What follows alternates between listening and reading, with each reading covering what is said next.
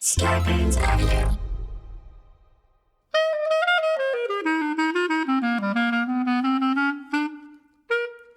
Coming to you live from our houses in Los Angeles, California, it's Nobody Listens to Paula Poundstone, your comedy field guide to life. Tonight, writing.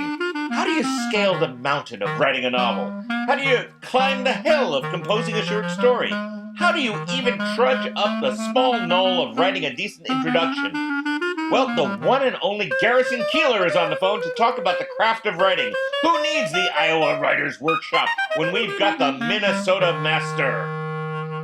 I'm Adam Felber, the man who tries to make sure our conversational rising structure is followed by a climax and topical resolution. And now, please welcome this show's most unreliable narrator, Paula Poundstone! Welcome, Paula.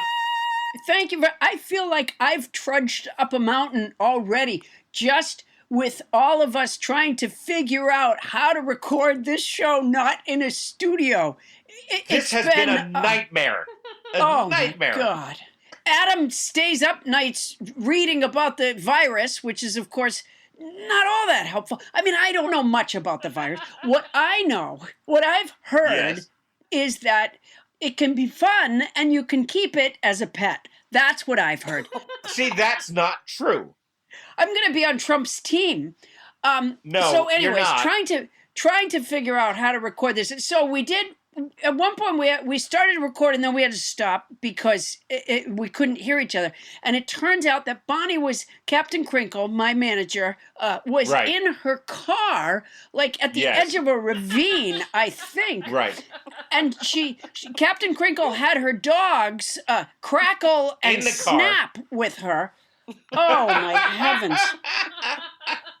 It was crazy, and I guess the thing is that Captain Crinkle doesn't get a good cell phone signal from her house, which is not necessarily reason to leave the house, but she did. No, because she lives on the ranch from Giant. You know, a few years ago, everything seemed to be going fine. She lived in Bel Air. We were working together. Everything seemed fine. And then, I don't know, she got a fever one day, and this is pre-virus. And she said, I'm moving out to be with horses. And ever since then, every time I try to talk to her, she just keeps shouting, Little Joe, into the phone. Let me tell you something. You would think that with the what's the word? Like with the stay-at-home thing, that no, it's actually, you know what? That's the incorrect term. Shelter in place, although people do keep using it. That's sadly what our children are taught for an active shooter in their school. Could we be talking about worse things? No, all we're on is stay at home. It's that simple. Stay at home.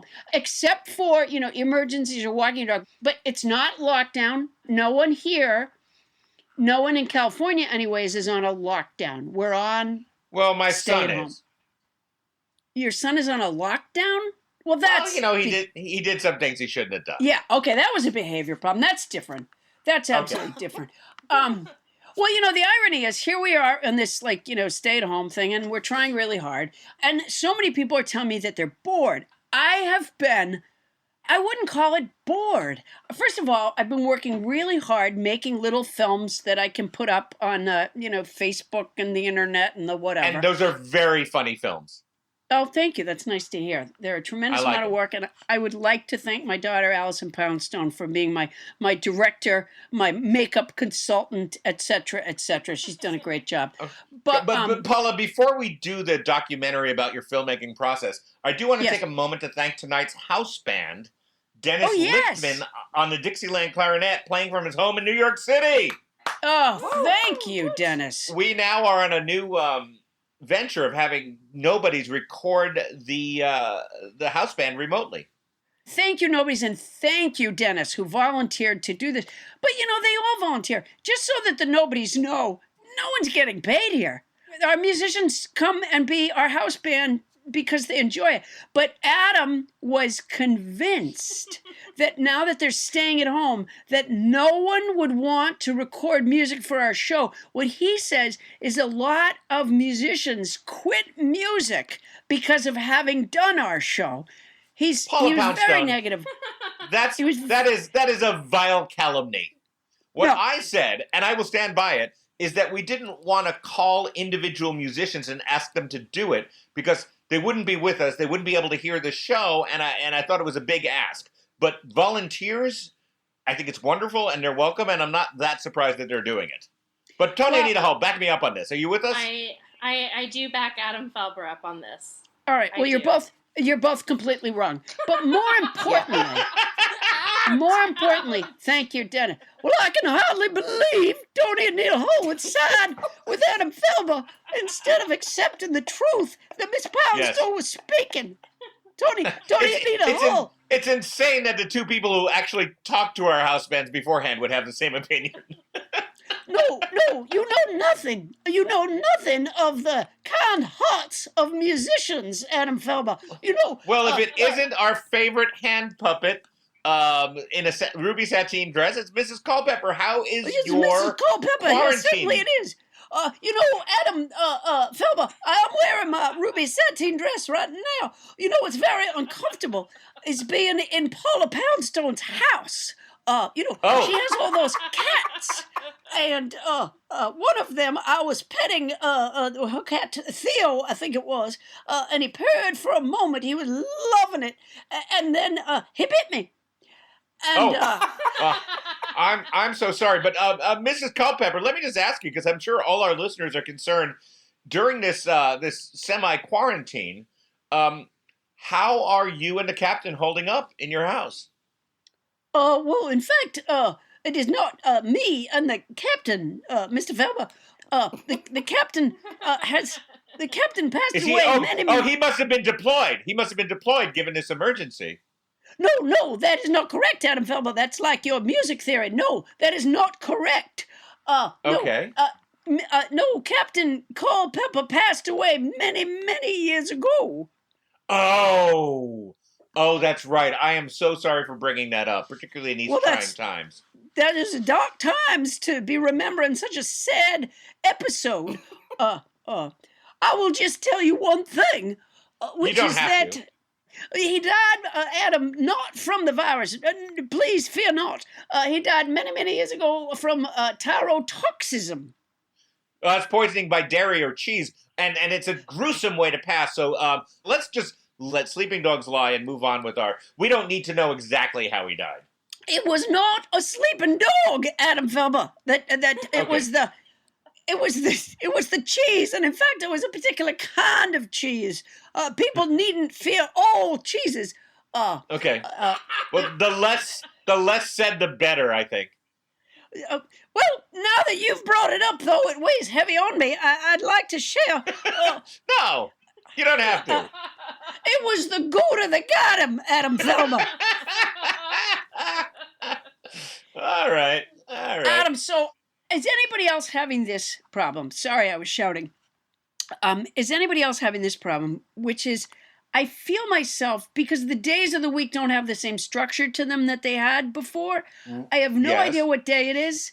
And I feel a lot of times like I don't really know what I'm doing. Like I made some spaghetti the other night, and I went to sprinkle Parmesan on it, and all of a sudden I was like, oh, this is bleach. And I was taking the trash out, and I realized it was my laundry, and just stuff like that keeps happening. Now, that's a little bit more concerning than just not knowing the day of the week, because honestly, Paula, whether it be a weekend or a weekday, you don't want to be sprinkling bleach on your pasta. Well, not now. It's valuable. The other thing is, I think, well, it could be that I'm keeping myself so busy. For example, it's not just making the films. I also have, like so many people have chosen to do, and I think it is a very good idea, which is to learn a skill in their home. And so what I've been doing is using this time to develop a skill. I'm learning to be a tightrope walker. Wow, I would have gone with becoming a listener, but okay, tightrope walking is another choice. Yeah. Well, before we were Wait, asked, hold on a second. Wait a second. That sounds like an extraordinarily dangerous hobby to take up when you're in an environment where there's nobody to spot you. well, the Wendell rigged a wire about 4 feet off, well, maybe 5 feet off the floor across my bedroom. Dear Lord, this sounds like a terrible my bedroom idea. slash office. Right. Let me, and I'm so inspired by Nick Wallenda, Right. who is a 7th generation flying Wallenda. Let me Well, just that get, we know of. Yeah, no, he's 7th generation. Yeah, but who knows? That it could be 8th or 9th. You know, we might have just lost the record. No, he was 7th generation. The generations were shorter in the flying Wallendas. Now, let me. Are you really going to get up on a tightrope? Yes, I am. I am going to get up I on. suspect this is a terrible idea. No, it's going to be good. It's going to be good. Okay. Ah, fuck. Oh. Okay, let me try again. Are you up? Okay. All right. I was. Did you hear that sound? That was me Yeah, that falling. little thumping sound. Okay. Yeah. All right, let me try again. Okay. Good luck, Paula. All right. Is this your first Okay. attempt ever? No, I've been working at this. Okay. God damn it! Ow. Sorry. Now, Oh, Paula, my God. on a recent episode, we did establish that you have very brittle bones.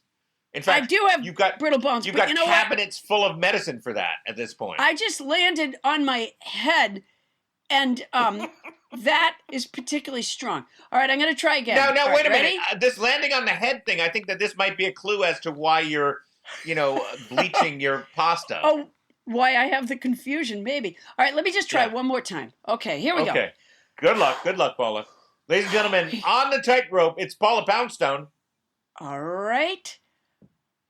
I will now tell you about Nick Wallenda.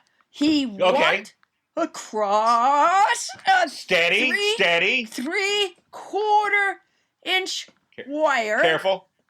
25, don't look down, 25 Don't look down. stories above Times Square. Did you... Whoa. Okay, I'm on the platform. I made it. Okay, now I'm gonna turn. Paula. Now I gotta turn. Thank you very much. Thank you. Now I gotta come the other direction. No. Yeah. Come on. No. Nick Wallenda also. Easy, girl. Easy, walked Paula. On a tight rope across. We need you, Paula. Come on. The Grand Canyon and across Niagara. Fuck! Oh! Wow. Okay, wait. Let me just try either one. Either that was another fall, or you were talking about the famous Niagara fuck. No, I fell. Okay, I think I am gonna have one hell of a bruise. Okay, wait. Let me just try one more time. Here we go. Really? Okay, ready? Really? Okay. Yeah. Most recently, Nick Wallenda walked across an active volcano. I remember this. As he reached the end, he shouted, "There is light at the end of the tunnel. There is hope for the hopeless." Ta-da! Is that nicely done, Paula?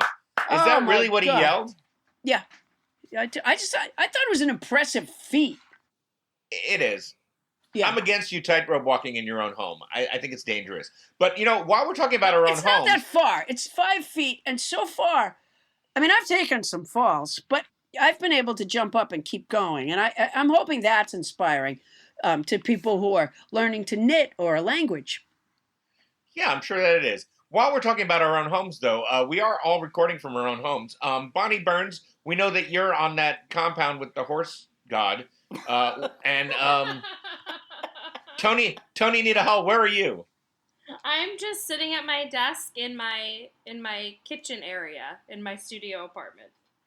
Okay. What, Tony Anita Hall? I didn't realize you had a studio apartment. I do.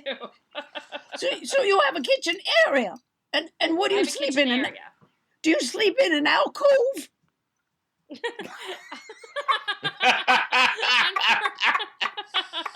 Now, Tony would be polite to answer Mrs. Culpepper in this. Unfortunately, I do not have an alcove I sleep in. I sleep. So you have a nook. I have a You nook. have a nook. It's more of a nook. A nook more than an alcove. It's a nook, Mrs. Culpepper. A nook. I see. I see. At least you're not sleeping in a divot. True. Yeah. Or a ditch. Or a ditch. That is correct. That is. Oh my gosh. You know what? I am so that high wire stuff is hard, and not just the falling, but you really have to engage your core, and I'm not that close to my core. Right. It does sound difficult. Now, Hey, you guys, Paula. So this is so important that I announced this at this time, which is, I know a lot of people thought that we would put this off because of the crisis, but absolutely not. I like to think of myself as the unsinkable Polly Pound. We are still having the 100th caller contest, listeners. Right. We are, so No, we're calling that off, in fact. No, we're not. So keep those calls we coming. postponed it because of the quarantine. No, it makes no difference whatsoever. We're postponing the contest, I'm told. No, we're giving listeners hope. Our 100th caller will receive any appliance from Roger Federer's appliance store over on Miranda Street. It isn't. And also a chance to hang out with Adam after the game. So I know... There are no more games. There will be games. Adam, there will be games. Oh. There's a little temporary stay on the games, but Jesus, there's going to be so many games. It's going to be annoying. God help us. This is the first time I've wished for sports not to return. Paula, do you have a word for us this week? You know, I do have a word. It's lacuna. Lacuna? Yes, it's a noun that means gap or missing portion. It's often used referring to like a manuscript or an inscription or a musical work. Yes. So this week's word was suggested by nobody Craig Robbins, and I want to thank you, Craig. All right, here, I'm going to use lacuna in a sentence. Here it is. I can't look up words beginning with the letter A followed by any letter up to R because of the lacuna in my dictionary. Oh, that's right. I've told you that before. I carried my dictionary in my carry-on bag for so many years, I wore off the first few pages. Yeah. Yeah, so... In fact, if this show goes on much longer, I suggest you top load with A and B words. Yeah. Oh, that's a good idea. Because you're not going to have that much longer, yeah. Exactly, just to get them in there. Well, anyways, right, here we go. Adam... now that we're done with the vocabulary word, I guess we could move to the end of this particular segment. No, Adam, you're forgetting something. Adam, what could I possibly... What am I forgetting? You're forgetting one of your favorite things, the vocabulary song. Oh, wow. Yay. Tony. Everybody. God damn it. All right, here we go. All right. As you know, Adam, each week I add a word to my vocabulary song, which has been heralded as a teaching tool across our nation. A lot of the homeschooling that's going on right now, they have turned to my vocabulary song, and I'm so proud. So here we go. Here we go. This takes me a minute. Oh, wait. I think you're on the wrong note to start. Okay. Is it that? There we go. That's it. This week's word is lacuna. It's a noun that means gap or missing portion. Adam doesn't think my song is replicable, but I do. Yeah! Oh my gosh! I see what you did there. There's a lacuna in my vocabulary song. Thank the Lord.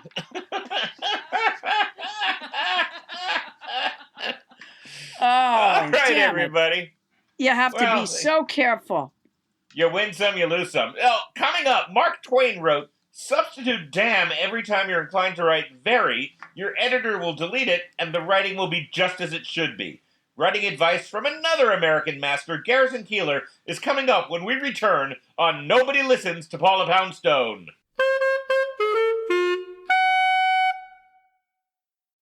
Hey, Paula, I've never seen anything so cool for kids. You'll want to listen close if you have a child, grandchild, niece, nephew, little cousin, or some urchin who just lives in your backyard.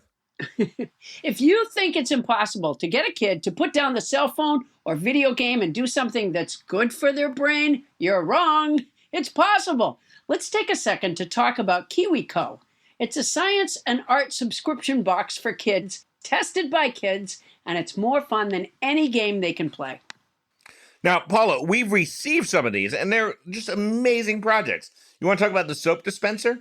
We got the soap dispenser. We did. Actually, yeah, you know what? I gave it to my neighbor's kid because my daughter's 26. Right. And so I gave it to my neighbors. I have neighbors who have two sets of twins. So they got the soap dispenser, and they're very happy. They're clean now. Right. The children are very clean. It's a super fun project, and it's a project that you can do with your kids, and they get to understand the concepts of science while they build something useful. You know, as great as the soap dispenser is, what I want to get now for my kids is the cannonball launcher. Oh, that looks cool. I also like the lantern. The lantern? Yeah. I need to check out the lantern. Yeah. No, these are really... They're so cool. And the point is that your child can get super cool hands-on science and art projects delivered to their door, which hopefully is your door, every month. What kid doesn't love to get mail? You'd be surprised at how many high-quality... Yes? My son used to get excited when we got the electric bill. Okay. This is, you know what? It's not their company's slogan. It's not their company's slogan, but this is actually better than an electric bill in many ways. You'll be surprised at how high quality the materials are. These are real engineering, science, and art projects for children. Do your part to encourage your children to be innovators and creative thinkers. They won't believe what they can build and accomplish with KiwiCo. And when they're finished, watch their confidence be as big as their smile. You know, my son used to go after me with a hammer. Right. And this would be better than that. As a parent, it can be hard to... Yeah, because we didn't have this. Because all we got was the electric bill in the mail, and we had a hammer. We had no project. He would just come after me. So, look, if you want something better than electric bills and your kid coming after you with a hammer, you might want to consider KiwiCo. I made a wooden box. It didn't come from KiwiCo. I just made it with, spare lumber to hide from my son because he would come at me with a hammer. I think it would have been better if I had projects for him.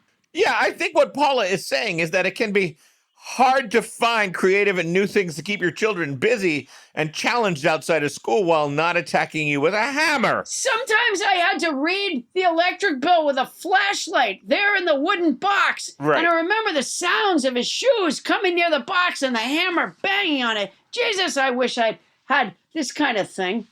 KiwiCo solves problems much like that, and you can spend quality time tackling projects together at home rather than we did have a hiding from saw. I remember we had a saw. I can still remember seeing the saw, and it would go through the wooden box I was in and come right, just almost to my nose. It was like we were a magic team or something, except for it wasn't magic. It was... And one of you was trying to kill the other one. I wish we had had this. This would have been so much better. He could have made the pinball machine. Right, the pinball machine is another wholesome project that a family can do together. I mean, there are different crates for kids of all ages, so there's something for every kid on your list. Learn about individual projects from the KiwiCo store. If you don't want to commit to the whole subscription, there's no commitment. Nails. He found the nails out in the garage, and there I am in the wooden box trying to read the electric bill, and he's banging nails in, and I'm crunching into the fetal position so that the nails can't come at me. I think that... I think Paula Poundstone is living proof that KiwiCo's products are better than that. This ball launcher would have been a lot more fun. Yeah. Well, Paula, wouldn't you say that KiwiCo is redefining play? Oh, yeah. Well, if you're looking for something fun to do with your family, or I'll your tell kid you is trying to murder My you, son redesigned play. there's no commitment, so you can pause or cancel anytime. Wait a minute, Adam. There's something I want to say. Okay, Paula. KiwiCo is redefining play in a way that my son was never able to, with hands-on projects that build confidence, creativity, and critical thinking skills. There's something for every kid, or kid at heart, at KiwiCo. Get your first month free on select crates at kiwico.com/Paula.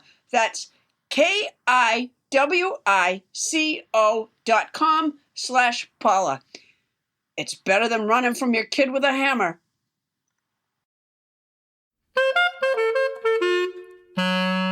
On this day in unremarkable history, Nostradamus said, "Boy, I didn't see that coming."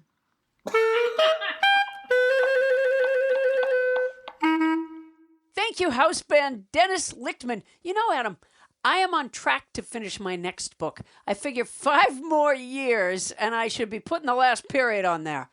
5 years? Yeah, you know what? The first book I wrote took me 9 years, and the next one took 7 years, so you can see where mathematically I've arrived. Yeah, it seems like you're on a decent progression, but, for my money, most books should take less than 5 years. Yeah. Well, how much money do you have? Not a lot, so if you're willing going to have to pay find me. A different publisher. No. But, my first book took me several years to write. No, you know what? The truth is, it's a big struggle for me. I'm trying to write a novel, and I don't know how. Oh, that's a problem. Are you? Well, for one, as opposed to your conversational style, I would encourage you letting your characters get a word in. Oh, too much narration, not enough dialogue on the part of the characters. That's a good point. If you find yourself interrupting your own narration, then you're probably not doing it right. But you know what, Paula? We have one of America's great writers here to help you. Garrison Keillor did A Prairie Home Companion for 40 years, wrote fiction and comedy, and invented a town called Lake Wobegon, which became part of the American vocabulary. He's busy in retirement right now, having written a memoir and a book of limericks, and is at work on a musical and a Lake Wobegon screenplay, and he continues to do the Writer's Almanac sent out daily to internet subscribers for free. Please welcome Garrison Keillor. Yay! Garrison, thank you for joining us. I feel really welcome. Pull up one of your chairs, Garrison. I'm pulled up as close as I can decently be. Well, Garrison, let me start with a basic question. How do you go about writing your novels? I often start with a shiny new folder, but I haven't completed a novel yet, so this leads me to believe that might not be the right approach. It's not. Damn it. So what should she do? Change your protagonist. Don't make the protagonist be somebody like Paula Poundstone. Oh. Try a male protagonist, an aging white male protagonist. I thought you were supposed to write what you know. No. Where did you ever hear that? That's crazy. You're supposed to write what Garrison knows. I heard it on Throw Mama from the Train. All right, Garrison, let me ask you this. Do you use an outline? Of course not. What? Well, what do you do? That was my first point. Okay, Second point. Why would I use an outline? So that you know where the story's going, so that it's well organized from the start. Organization is not what the American people are looking for in a work of fiction. They have enough of that in their real lives. You're writing fiction for office workers. You need to give them adventure and stories that take enormous leaps into the dark. All right. Okay, let me ask you this, Garrison. When you're writing a novel, do you act out scenes like the way Adam Sorkin does? That's crazy. Who does that? Sorkin does that? Yeah, that's what I heard. The guy who wrote West Wing? Yeah, one time he was in front of a mirror acting out a scene, and he bonked his head on the mirror and got a black eye. That's lunacy. That's I agree. lunacy, Paula. Don't do that. You can hold a mirror and look over your right shoulder with a mirror, and that'll be much better. Yeah, I don't think he was using a handheld mirror. But the question remains the same. Do you already know what's going to happen in the story when you start to write it? Of course not. So you feel free to jump in here anytime with what you do. You're confused by short, punchy answers, aren't you? I think I am. I feel like I'm asking my son what he wants for dinner. Do you want spaghetti? No, I don't want spaghetti. Hamburgers. No. Okay, Garrison, what does your desk look like? What does it look like? Yeah, I mean the surface of the desk. Is it covered in stuff? Do you have little pieces of paper with ideas? No, the ideas I put onto the computer, which is sitting on my desk. There's no reason to put them on paper. I see. I have an iPhone. I have a pair of glasses. I have a lamp which is not turned on. And oh my gosh, there are 2 pieces of paper here. Oh, that's nothing you need to know. What is it, a prescription? Was it a prescription?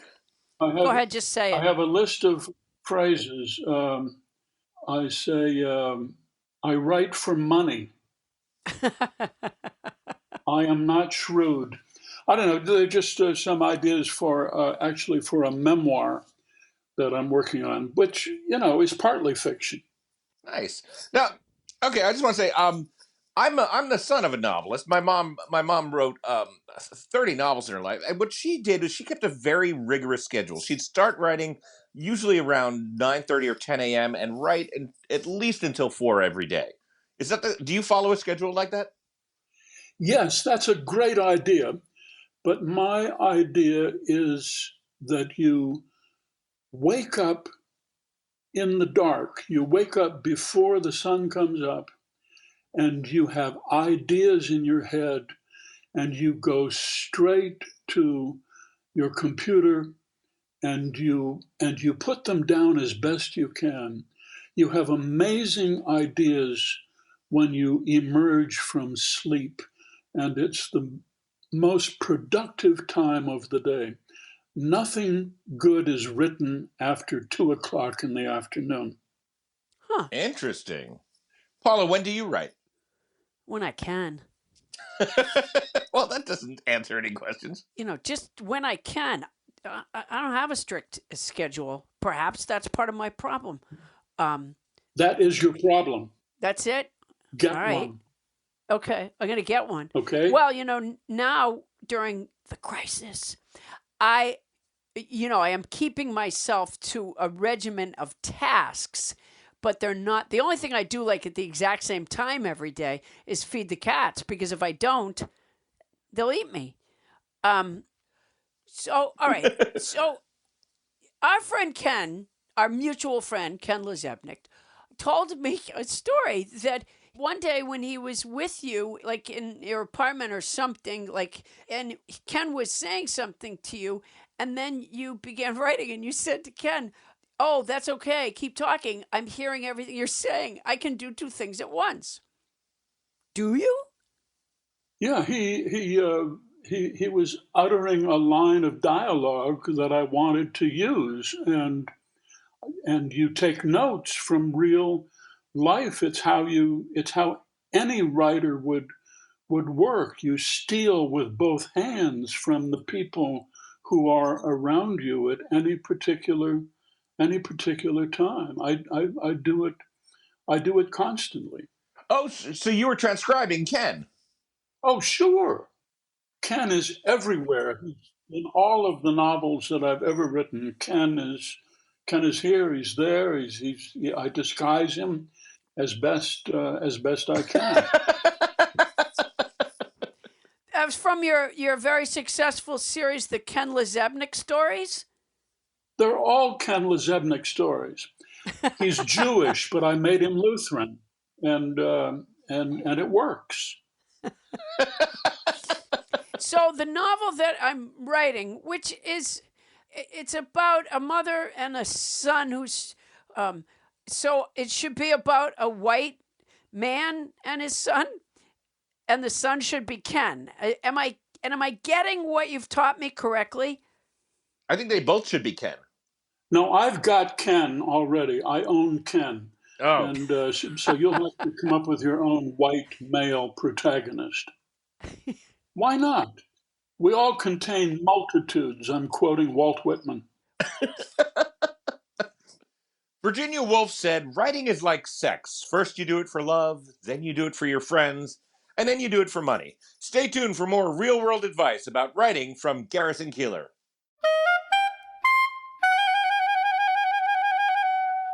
The Cat of the Week is May Midwest from Ames, Iowa.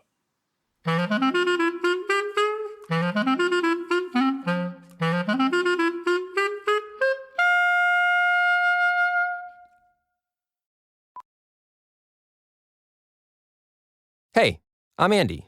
If you don't know me, it's probably because I'm not famous. But I did start a men's grooming company called Harry's. The idea for Harry's came out of a frustrating experience I had buying razor blades. Most brands were overpriced, overdesigned, and out of touch. At Harry's, our approach is simple. Here's our secret. We make sharp, durable blades and sell them at honest prices for as low as $2 each. We care about quality so much that we do some crazy things, like buy a world-class German blade factory. Obsessing over every detail means we're confident in offering a 100% quality guarantee. Millions of guys have already made the switch to Harry's, so thank you if you're one of them. And if you're not, we hope you give us a try with this special offer.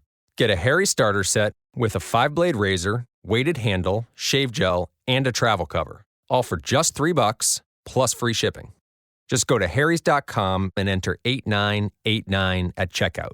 That's harrys.com, code 8989. Enjoy!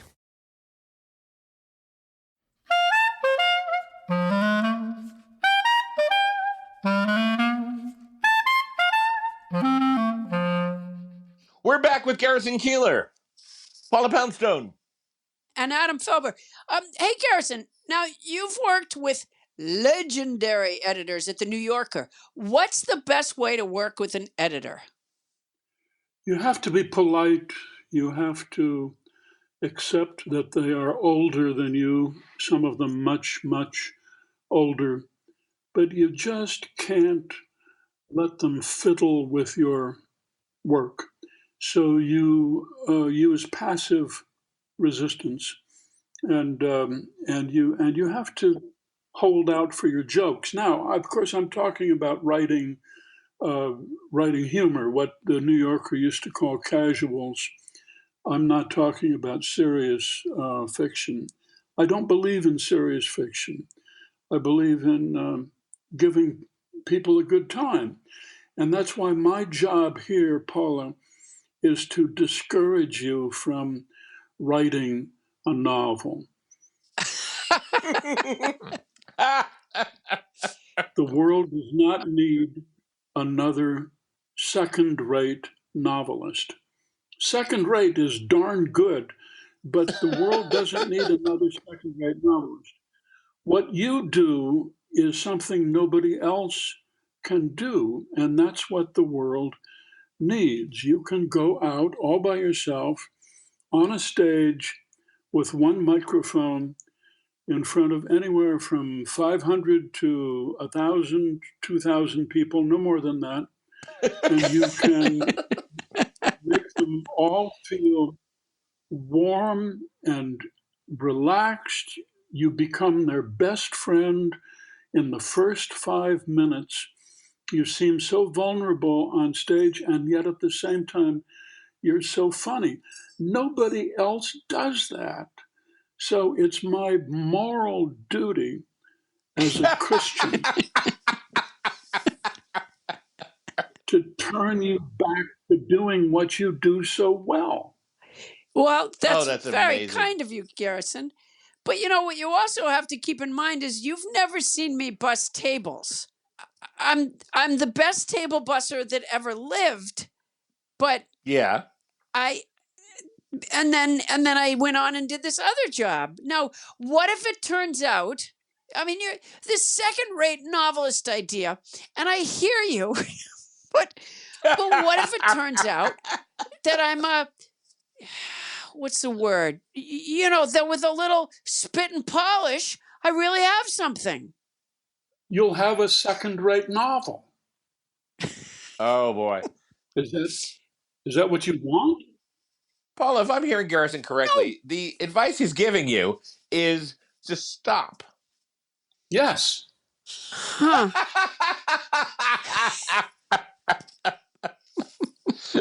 Oh my God, I love that. Well, that's one way of looking at it. Garrison, what if when Dickens was, what was he, court reporting or whatever he was doing, what if he suggested to a friend that he wanted to be a novelist, and the friend went, "Look, what you do in the court is so fantastic." Oh. Charles Dickens never asked anybody for advice how to write a novel. He set out to write about his own impoverished origins. You lack those impoverished origins. Oh. So you have come to this in your middle age for other reasons than to make money, which is the best reason for writing a novel. You simply want to broaden your resume. And I understand that.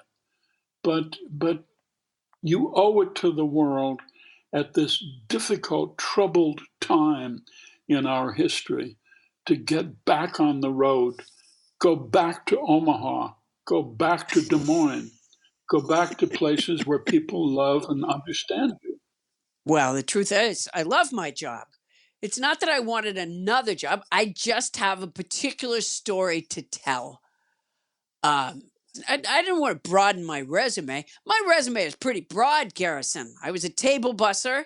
I used to work in a bookstore, and I've been a stand-up comic for 41 years. And you want to add novelist to that?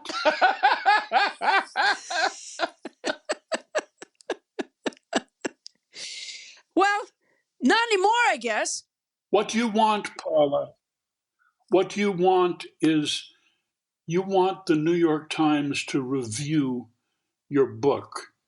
The New York Times does not go out on the road to write reviews of comics working in normal venues.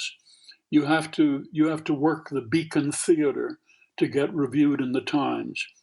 But it's not a good enough reason. It just isn't good enough. If I can back Garrison up here, I wrote a novel, which any of you can buy on Amazon or anything. It's called Schrodinger's Ball. And I was reviewed in the New York Times and the New York Times Review of Books. And positively, I might add. And it added no value to my life, nor to the sales of the book. So I'm firmly in the camp of let's stop writing. You know what? Adam, I was reviewed in the New York Times, and I've memorized the review. It's in my head. It's permanently in my head. And every morning when I get up, I recite it to myself. They reviewed a novel of mine, and they said, it's a tough-minded book full of wistfulness and futility, yet somehow spangled with hope. And I think of that review, and I think, I'm never going to be able to be tough-minded and wistful and futile and spangled with hope at the same time. How am I going to do that? No, my review is better than my book too. I know exactly what you're talking about. Okay. I was reviewed once in Dallas. I was reviewed once working in Dallas, not writing, working in Dallas. This is many, many years ago in a club. And they said that I looked like I spent the night in a ditch, and that I was and that I was similar to a comedic nun. A comedic nun. It's a cruel town, Dallas. Stay away. All right, wait. I have to ask you something else. I really enjoyed reading your memoir, so much of which is in limerick form. And near as I could tell, almost every situation you were in, you wrote a limerick about it. Am I right about that? Almost. Okay, all right. And this is a little self-centered, and I accept that. But are you going to write a limerick about our time together here? Podcast. I appeared once on a podcast, although I had never been asked. I was with Miss Poundstone and felt almost alone, and somehow it was a blast. I don't know. Maybe I'll try. Yeah, there you go. That's a valid limerick. We'll take it. Oh, man. Valid is not good enough for a limerick. I've written great limericks. There was an old man of Nantucket who died. He just kicked the bucket. And when he was dead, they found that instead of Nantucket, he came from Woonsocket. Wow. That's the first relatively clean Nantucket limerick I've ever heard. Well, I set out to, do something new. It's remarkable. You can't help thinking of limericks when you go to Nantucket. Stephen King says a little talent is a good thing to have if you want to be a writer, but the only real requirement is the ability to remember every scar. How important is memory to you as a writer? Not important at all. Steve is completely wrong, and when I see him on Tuesday, I'm going to tell him that to his face. Good. He's right about talent. You don't need talent at all. You need persistence. You need to keep going and to rewrite and rewrite and rewrite. Your first draft is just a stab in the dark, and with your second draft, you try to show some confidence, and then the fourth, the fifth, the 10th, the 15th, you're starting to get close to it. That's what it takes. So persistence, then, would you say that persistence would be like, even if a really terrific writer tells you to give up and that the world doesn't need another second-rate novelist, you still write it anyway? Is that what you're saying? That's not up to me. That's up to that person. But I think there's not nearly enough discouragement in the arts, in all of the arts. There are young people who are wasting their young lives away, who are trying to write poetry that nobody is going to read except their close relatives, and the relatives, it'll mean nothing to them. This is a dreadful thing. In sports, if you go out for football, they're not going to let you stumble around on the field for 3, 4, 6, 8, 10 years because we care about football. But people stagger through the dark as writers for decades, and I feel terrible for them. Oh, these words of encouragement. Garrison, I have something that I haven't shared with you, which is that the NFL has taken a look at me. Yes. Before I let too much time pass, I thank you very much for your kind words about what you think I can do. You do it so well. I've seen you do it, and I've sat in the dark, and I have marveled at the ability to create intimacy with a large number of people. They love you. This is not a common thing in the field of stand-up comedy, which tends to be rat-a-tat-tat, machine gun, people working from scripts, hit the mark, hit the mark, hit the mark. And people can tell. People can tell the difference between that and what you do. What you do is something nobody else does. Yeah. Well, that's very nice to hear. Thank you. Paula, don't quit your night job. All right. Well, Garrison Keillor, thank you so much for rewriting our understanding of writing fiction and who should do it and who shouldn't. Now we're going to take that information and run it through the old Poundstonator. Paula? Okay, house band Dennis Lichtman, if you could give me a little something behind this, I appreciate it. Thank you. Let me begin by apologizing to you, Garrison, that our phone connection is so awful. The truth is, we are scrambling to figure out what's the best way to record our show for you under the stay-at-home order, and it is challenging. So the whole time Garrison, who's in Minnesota, and Adam and I were talking, we could barely hear one another because we're connected via internet, and it's so overloaded. Our engineer, Land, assured us that when we tested our setup before we began, that he would cut in if there was a problem with what the tape is recording, but he hasn't. And yet, there were times during our conversation when I knew Garrison was talking, but I wasn't quite sure what he was saying. So, Garrison, I did hear your kind words about my work as a comic, and I am so flattered and touched. Thank you. I hope I understood the rest as well. I'm fairly certain that I heard you say that I was one hell of a table busser, and that is often a precursor to finding one's voice as a novelist, which you hope I will. I know you said something like, yes, you're a gifted table busser, Paula, but William Shatner still sang. He repeated the importance of an outline of some sort so many times he practically banged me over the head with it. The line was really scratchy, and lots of words dropped out entirely, but near as I could tell, Garrison has asked if he could be my mentor for writing to kind of guide me through the process. He says that rewriting, and lots of rewriting, is key, but to be sure that I feel confident during those early drafts, he suggests I call him every day around 2 p.m. just to bounce ideas off of him. Garrison, sir, thank you so much. And I must say, being with you on stage was one of the absolute highlights of my life, and I look forward to working on this novel, tucked safe under your wing.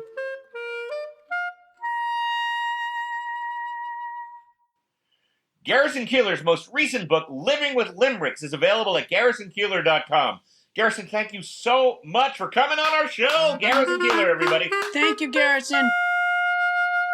Coming up, Quarantine Corner, we've got more helpful advice for parents thrust into the role of 6th grade English teacher.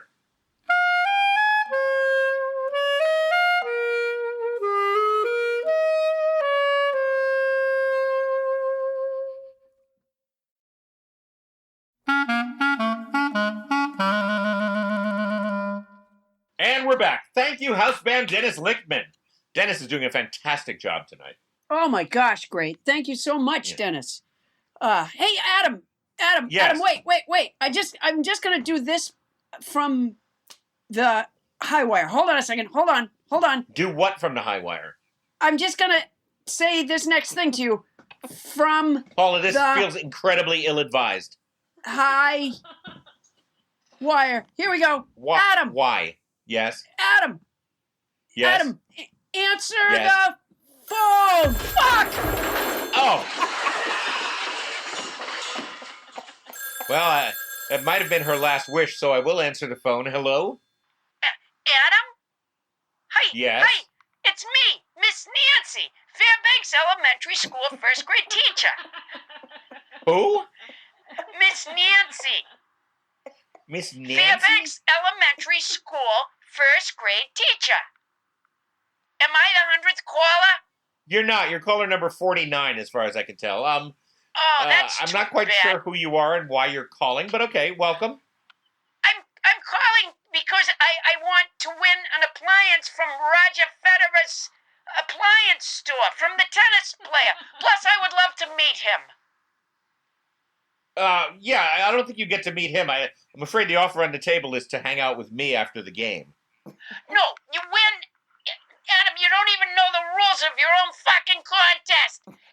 You win. Miss Nancy. You win I'm with kids all day. You know what I mean? Now, I've been giving online instruction to my students during the crisis. It's just good to Okay. talk to an adult. You know what I mean? Like, I'd like to watch a movie, like an adult movie, like. An adult movie? Yeah. I don't think we talk about adult movies on this podcast, Nancy. Oh, for Christ's sakes. No, I mean a movie for adults. Like the popular one that was out before the crisis. Which one? A Portrait of a Lady on Parboil. I'd like to see that. Wasn't that? I believe that was Portrait of a Lady on Fire. Oh, Jesus, I can't cook. Yeah, okay. On fire. Portrait of a Lady on Fire. My mistake. I could have sworn it was Portrait of a Lady on Parboil. Maybe that's something I seen on the Food Channel or something. I guess that would be on the Food Channel, yes. I was talking, Adam Felber, and you interrupted, which I am used to because I am a first grade teacher. And I have a student named Russell who won't sit the fuck down. So I am used to this. But you are a goddamn grown adult. Yeah, but, it's also my program and not your class, Miss Nancy. You know what? You sound like you're in a fucking shoebox. What are you doing? Where are you? Shoebox? I'm in my home. Oh, is it you live in a shoebox? That's ridiculous, Adam Felber. I don't live in a shoebox. Funny. You are so I don't live in a shoebox. You are so... Adam, you know what? You're an entertainer, right? A friend of mine is getting married, and she's gonna have, what do they call that party? A bachelorette party? Yeah, she's gonna have a bachelorette party, and I was wondering, would you like to, entertain?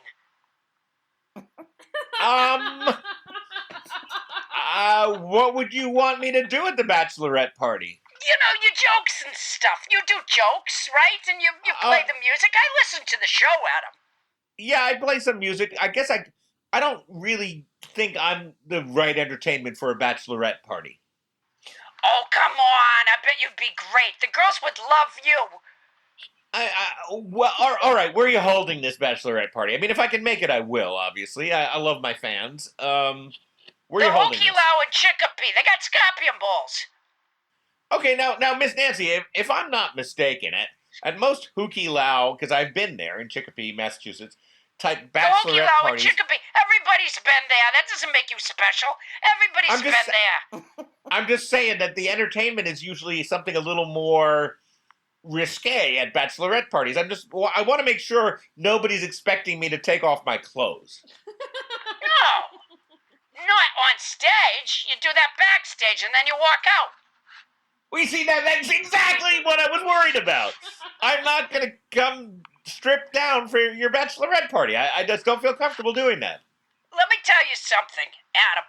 Every third patron at the Hookielau and Chicopee gets a grass skirt. You could wear a grass skirt. I don't want to wear a skirt. I want to wear clothes.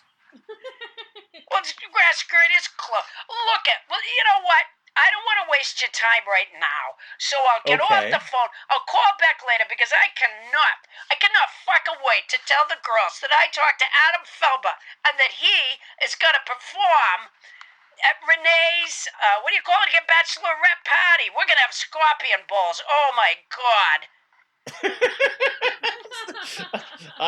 I do like me a good scorpion bowl. Oh, you're going to love it. You're going to love it. The Hookielau and Chicopee, the Hookielau and Chicopee. All right, Adam, good talking to you. Sorry I wasn't the 100th caller. Me too, Miss Nancy. You sound like a lot of fun to hang out with. I am. All right. That was Miss Nancy from Massachusetts right there. Paula, are you recovered from your fall yet? Oh, yeah. No, I feel good. You know what I do is I get up and I kind of walk around a little and I got a lot of ice. You got to ice it. Okay, well, that'll help. Yeah. Yeah. Let's move on, Paula, because it's time now for our new favorite segment, Quarantine Corner. Wait, Adam. Adam, answer the phone. Really? Yeah, we just answer the did phone. Quarantine Corner. All right. Hello? Mr. Adam Felber, might I be the 100th caller? It is Mr. Herschel Bernardi Jr. Am I the Well, 100th welcome. caller? You are the 50th caller. Well, that which is to me just as well. It's a relief. We're halfway there, and I know for me the end of this contest is almost like an execution, but like a lot of people on death row, I'm almost looking forward to it at this point. Well, Mr. Felber. Yes? As I am Herschel Bernardi Jr., calling in an official capacity as the legal representative of Ms. Winnie Rose Feynman, Yes. I am hereby authorized to inform you that due to an act of nature, because President Trump tried to bury science like a corpse in his backyard, the contractual conditions of your performance of love letters at the Herschel Bernardi Community Theater in Huntington, New York, have been revised. Yay! Revoked! No, I'm revised, free. Mr. Felber. Revised? Yes, Revised? although the performance has been postponed to a date yet to be determined, it has not been canceled. Mr. Bernardi. I don't know a Mr. lot of... Herschel Bernardi Jr. Mr. Herschel Bernardi Jr., I don't know a lot about law, but I know... No, you don't. Mr. Adam Felber. Although the performance has been postponed to a date yet to be determined, it has not, I repeat, not been canceled. So, Mr. Felber, off the record, I would recommend to you that you get your ass in gear. What do you mean? The other condition I am tasked with addressing with you is that, unfortunately, Miss Winnie Feynman has not been able to get the rights to love letters from A.R. Goyne. Therefore, Ms. Winnie Feynman will soon be sending you through the U.S. Postal Service, whose work during these difficult times, as an aside, if I may say, as an American, I deeply appreciate. But to continue, Ms. Winnie Feynman will be sending you her original work, Love Texts, which you shall perform with her at the Herschel Bernardi Community Theater at a date to be determined. I hope this quarantine never ends. You're very negative, Mr. Felber. All right. I'm going to step outside and see if I can get myself a touch of that coronavirus. But this concludes my legal responsibilities for today for Ms. Winnie Feynman. All right. Thank you very much for calling, Mr. Bernardi Jr.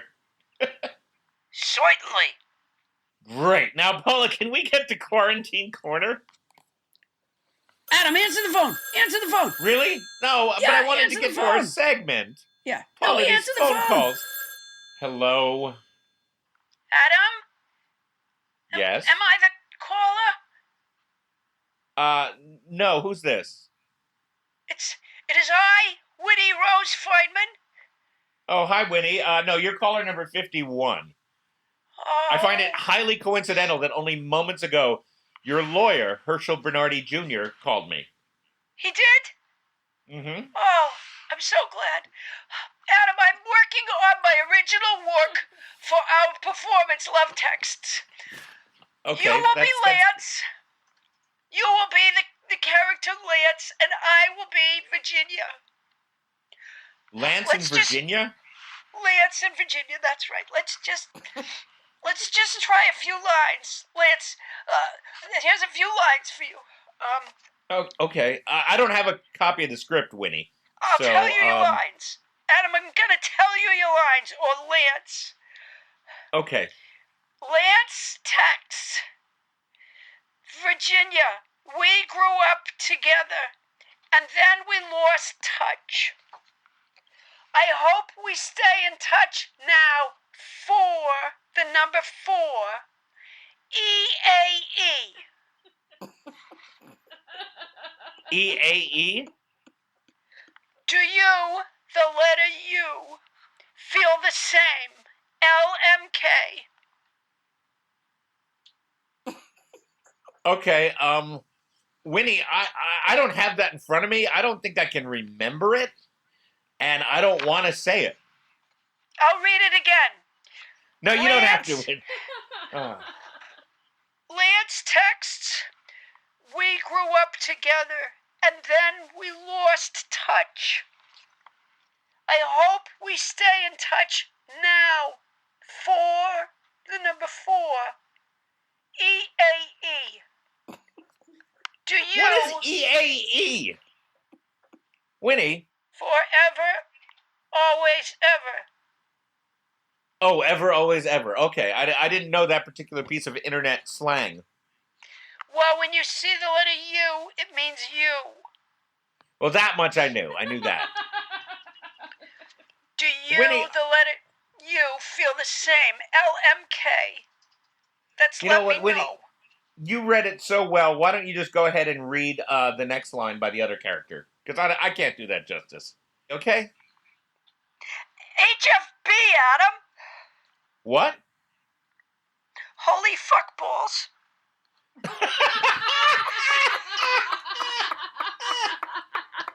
Wow. Listen. That's a. Is that internet slang? I would really like. Yes, it is. I will. I need to be alone right now. Okay. Partly because of the virus, but also partly because you're breaking my heart. I will call back, both hoping to be the 100th caller and hoping you will have a better attitude. All right. That sounds fair. Thank you, Winnie. Oh my God. All right, Paula.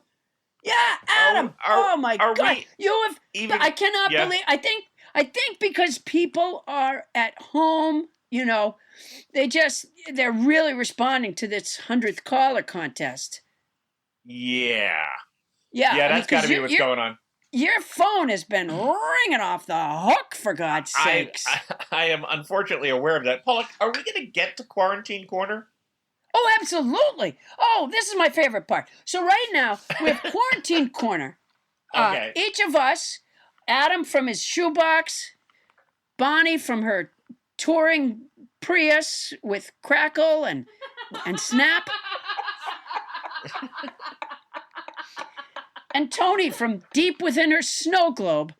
We are now going to tell you what we remember from 6th grade English. So for those 6th graders that are listening, this should complete your 6th grade English curriculum.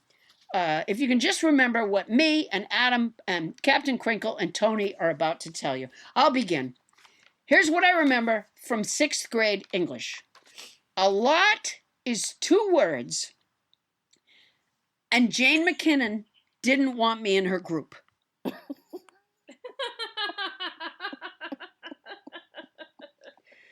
Captain Crinkle? She's in her car parked on a cliff. That was her insurance information she just crinkled. Oh my God. Okay, mine is about the question mark and the quotation marks. So a question mark, if it applies to the quote, like, do I like spam? It goes inside the quote. And if it's about the quote, didn't his mom say, I like spam? It goes outside the quotation marks. I have never seen a question mark outside the quotation marks that I can remember, but this is a problem that has vexed me. It has vexed her. I've seen her vexed. This is a problem. So if it applies to the quote, Captain Crinkle, stop. We had, you and Paula seem to be unaware of the fact that we had a grammarian on our show a few months ago talking about exactly this, and she gave us the rules. And what's the rule? I forgot already. We also had a memory guy on. None of this helps me. I'm trying to tell you. No. If it applies to the quote, like, is this my question? It goes inside the parentheses. It goes inside the quotation marks. If it applies to the quote. Parentheses? Like, do I like When did spam? parentheses come up? Forget parentheses. I made a mistake. If it applies to the quote, No, wait a Right? minute. Forget parentheses. That sounds like a romance novel. Yeah. In fact, it was a ill-fated movie starring Billy Crystal. Yeah, I remember Oh, the forget parentheses. Yeah, he played an 8th grade math teacher. okay, this is an easy way to remember it. Captain Crinkle, I have to ask you What? something. Did you look this up, or do you remember this from the 6th grade? I remember that I learned it around 6th or 7th grade, and then I looked it up to find the hell? an easy way to That's not the explain it. assignment! That's the whole fucking Damn it, point. How Bonnie! am I going to remember what I learned in the 6th grade? The same way I did. A lot is 2 words, and Jane McKinnon didn't want me to group. You have to think back. You cannot keep using the internet. We're not even going to have it much longer, for God's sakes. All right, You well, remember that we studied this, and this does vex you, and now I've given you an easy explanation of how to remember it. But that here's wasn't an what easy I asked explanation. for. An easy explanation is Paula can go back to episode 65 or whatever it is and listen to somebody who actually knows what the fuck she's talking about explaining it, as opposed to somebody who's going to mix in parentheses. No, forget that part. That lady just confused me. I think you're confused. I think you're confused because you're on the cliff and your car is running and you're breathing carbon monoxide. That isn't All right, let me ask you this. What do you do with the bracket and the hyphen? Oh, I know that. Okay, But you know what? You have to remember. Okay, who was your teacher, Bonnie, for English in the 6th grade? Mr. Romaine. There. That's something. We're That was getting his name, somewhere. Mr. Romaine. Mr. Romaine. Right. Don't you want me to give you the simple way to No! remember the rule? No, that wasn't. We told the people that we would tell them what we remember from the 6th grade. I feel like an archaeologist. I've dug up a little something in Bonnie's memory. Okay, Mr. Romaine. Now, Oh, do you my remember God. what Mr. Romaine said? I know what he said. I know exactly what he said. What'd he say, Paula? You know what Mr. Romaine said? He said, I fucking What? hate anchovies. Oh, I see. That was a Caesar salad joke. And you know what? I He think said, no. Bonnie, I think we've reached the end of your segment. Let's move on to Tony No, we Anita Hall. haven't. No, we haven't. I'm uncovering Oh, for these God's sake, memories. Paula, we have. No. Uh, Bonnie, do you remember anything that Mr. Romaine said? Okay, I remember. I said, do I like spam? Question mark. Quotation marks. I'll bet. No, I'll bet you I know something that Mr. Romaine said every day that you were in class. I'll bet you he said, "Who's making that noise?"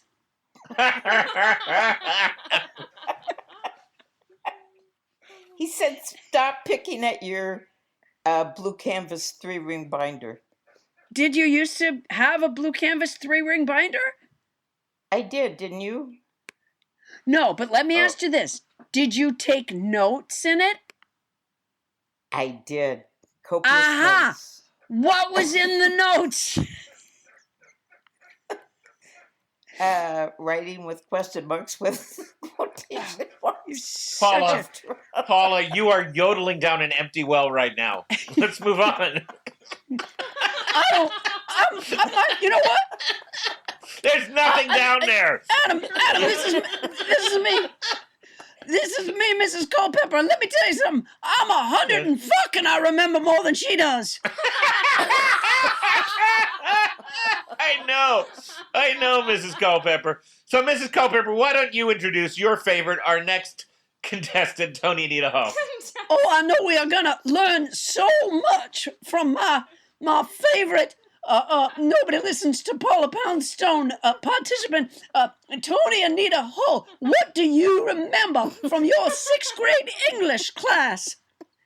I gotta be honest. I don't remember anything, but What the fuck, Tony? Let her speak. but I just would like to be upfront about it. I'm not trying to mask. Well, All right, let me just say this. Captain Crinkle, do you hear how Tony is being honest? She handled it beautifully. I just want to say, it's almost heartwarming how 4 people who are literally dozens of miles apart from each other can participate in the same train wreck.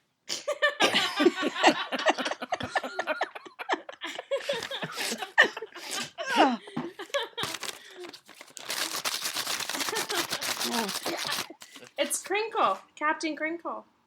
I do remember something from Schoolhouse Rock related to English that I We'll take it. We'll take it. Good enough.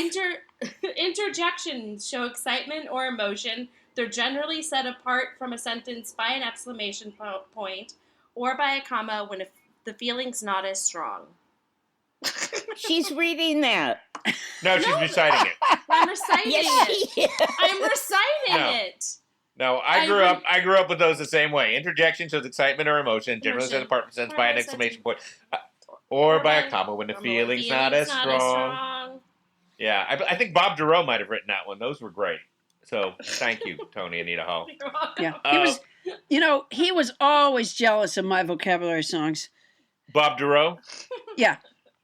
Yeah, okay, that's possible. All right, Adam Felber, what do you remember from 6th grade English? I remember that if you're chosen with a couple of other kids to do a 6th grade English project where your 6th grade English teacher drives you to a location so you can film something on video, it's probably just because he wants to take a trip. Wow. Because I got to say, me and David Cassow, I'm not sure that the video we wrote and shot with Mr. Atterbury of the airport and in Islip, Long Island, was really a necessary trip. I think he just wanted an excuse to get out of school and take us to an airport. What That's assignment? what I remember. What were you filming? What was the assignment? We wrote a thing about how airports work, and then we went there with his video camera and shot footage at an airport. That sounds on topic. You wrote a thing about how airports work, and so he took you to an airport. Yes, that makes sense.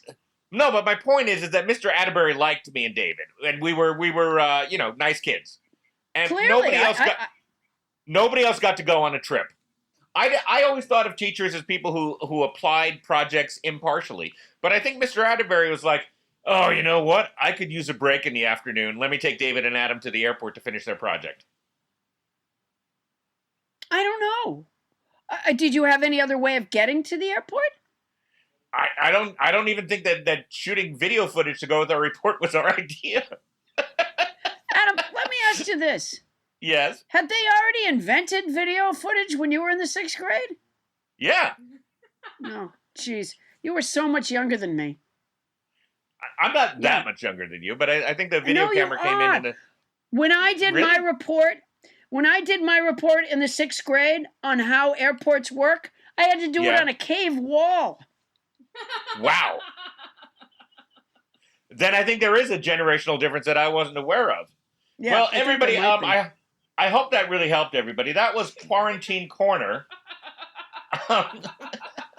Now, we're here to help you. Now, let us know what class we can help you teach your children, and we will honor your request to educate your children good. Now, speaking of hotel soap, no, you know Paul, what, you're Adam? Not, what? Yes? There's no way in hell that wasn't helpful. Yeah. Okay. Yeah. So, Paula, you're not going to be on the road anymore right now. Not right now, Adam. So we get to skip the part that you really hate, which is promoting yourself. Oh, I do. Hate promoting myself. So we're going to skip that part. We're going to skip that part and move on to the last. Well, let me just say one thing, which is my store is open. It's not bankrupt. It's right there at paulapoundstone.com. And my Butterfinger single, Not My Butterfinger, and the ringtone, thank you, Captain Crinkle, are now available for download on my new website, paulapoundstone.com, which is also up.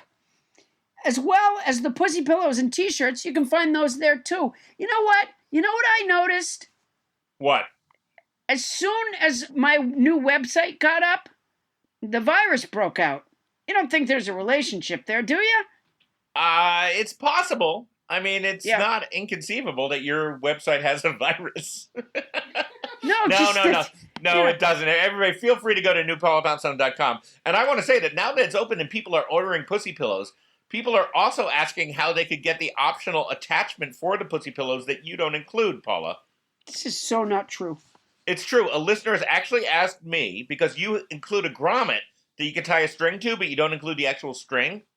And so I kind of scooped you by saying that you could send your Paula Poundstone's pussy pillows to me. I'll tie a string to the grommet and sign it, and you will now have a Felber's Feline Fun Bag. And I am pleased to announce that at least one listener has asked me how to go about doing that. This is absolute marketing magic.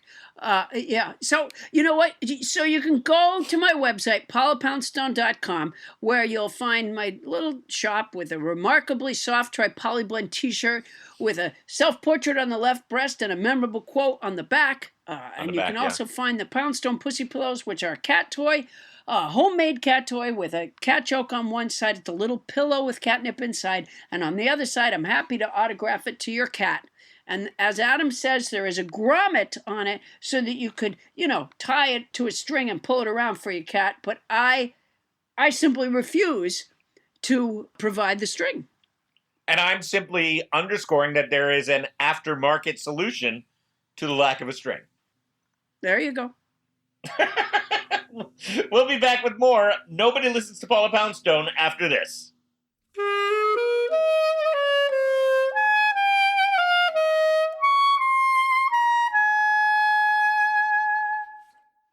Fun fact, the mammal known as the naked mole rat lives underground and has a nearly identical social structure to that of the ant, although none of the same dance moves.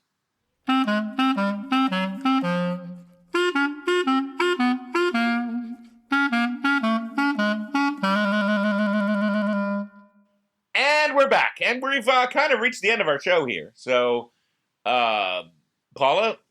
Yeah, Adam? Yes? Adam, I'm going to do, I'm on the tightrope right now. Okay. It's I'm going to stand right here in the center and just balance while you tell the listeners how they can reach us, what our email address. Fuck! Okay, ow. Okay. I'll just go ahead and do that. Son of wow, a Paula. bitch. Now, All right, okay. Everybody, our email address is nobodylistensToPaulaPoundstone@gmail.com. Okay, I'm going to try this again. Hold on. I'm going to do it again. Really? Are you ready? Because you have an announcement to make now. No, I'm going to make the announcement. That's the thing. Okay, ready? From Up on the Tightrope? Yeah. Okay, here we go. Okay. Okay.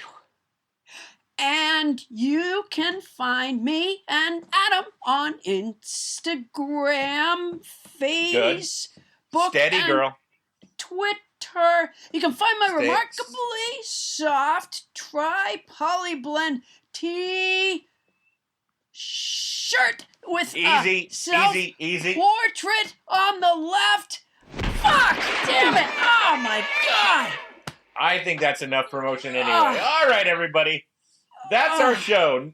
Nobody Listens to Paula Poundstone is hosted by Paula Poundstone and yours truly, Adam Felber. Produced by Paula Poundstone, Adam Felber, Bonnie Burns, Ken Lezebnik, and Tony Anita Hull. Mixing by Michael Hoagie. Special thanks to tonight's house band, Dennis Lichtman. And thanks to our guest, Garrison Keillor. Thank you, Garrison. Thank you, Garrison. Starburns production by Land Romo. Technical direction by Jessica Gutierrez. Transcription services for the show provided by Transcribe Me, rated 5 stars in customer satisfaction, and a trusted partner to hundreds of brands worldwide. Use code Paula Poundstone when placing your order at transcribeme.com to receive the lowest prices and expedited service. That's our show for tonight. Won't somebody please listen to me? You're going to need some ice for that, Paula. Oh my god. You should see the size of the bruise on my hip. How about if you just learn a language? It looks like it's shaped like Europe. Well, that's nice. Yeah. But you could just learn a language from Europe instead. No, I'm learning a language. I'm learning. Oh fuck! Oh fuck!